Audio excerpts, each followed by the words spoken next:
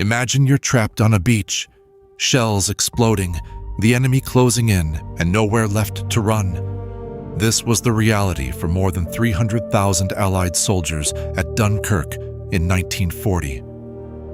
Britain's fate, and maybe the course of World War II, hung in the balance. The German Blitzkrieg had cut through France in weeks, leaving Allied troops cornered along the coast, pinned by tanks and pounding artillery. Escape seemed impossible, but across the English Channel, a call for help echoed out, not just to the Navy, but to anyone with a sturdy boat and the courage to face danger. Fishing trawlers, pleasure yachts, ferries, tugs, hundreds answered, forming a makeshift fleet later known as the Little Ships of Dunkirk. They braved mines, bombs, and strafing from enemy planes, piloted by ordinary civilians, fathers, brothers, shopkeepers, who risked everything for strangers trapped by war. The evacuation, codenamed Operation Dynamo, began on May 26th. Lines of troops stretched for miles across the sand and the makeshift piers, waiting for their chance at survival. At first, Royal Navy destroyers loaded men by the hundreds, but the shallow waters near Dunkirk made close landings impossible for big ships. That's where the little ships became heroes. They snaked between wrecks and burning oil slicks, sometimes making a dozen trips a day. Some ferried troops from the beach to waiting destroyers far offshore. Others carried desperate soldiers all the way back to England. German bombers rained terror from above, setting the sea ablaze. But time and again, little ships pushed in, often piloted by people with no military training, guided only by courage and the hope of saving lives. There were moments of chaos and tragedy. A single hit could sink a crowded lifeboat, and soldiers often had to wade into neck-deep water, abandoning helmets and weapons just to keep afloat. Yet, a strange sense of order usually held. Dunkirk Spirit, they called it. Cool determination, stubborn hope, a quiet refusal to surrender even as the odds grew darker. Over 9 days, nearly every kind of craft you could imagine kept coming. Rowing boats, Thames, sailing barges, paddle steamers, even a family motorboat called Sundowner, skippered by Charles Lightoller, a Titanic survivor. By June 4th, some 338,000 soldiers had been evacuated, far more than anyone thought possible.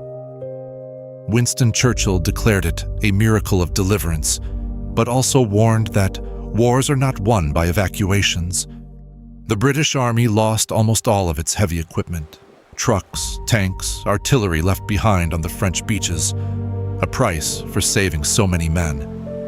But the hard-won survivors became the backbone of Britain's defiance in the darkest days to come. News of the operation spread, transforming disaster into triumph. Ordinary people who watched the battered troops arrive home whispered about the Dunkirk Spirit, the quiet unity and courage that even Hitler's armies could not erase. But Dunkirk's miracle was not without its scars. Almost 70,000 Allied soldiers were killed, wounded, or taken prisoner during the battle. The French rearguard fought on, sacrificing themselves to buy time for the evacuation. Thousands who made it home carried the experience their whole lives. The smells of burning oil, the roar of Stuka dive bombers, the sight of so many friends who never left the sand. In a war filled with terrible loss, Dunkirk became a story of hope. It showed the world how ordinary people, faced with impossible odds, could still make history. Even today, every few years, some of the original little ships crossed the channel again, recreated convoys, honoring those frantic days when they helped turn disaster into legend. If you listen to the wind on the coast of Dunkirk, some say you can still hear echoes of the miracle. The desperate engines, the shouted orders, the heartbeat of a nation refusing to give in. Because Dunkirk was more than an evacuation, it was a rallying cry, proof that even in the darkest hour, courage can change the outcome of history.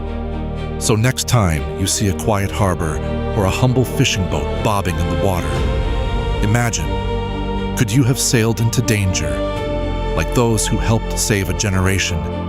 History remembers wars, battles, and those who fought them. But sometimes it's the courage of everyday people, the fishermen, the teachers, the shopkeepers, that leaves the deepest mark. Dunkirk was just the beginning.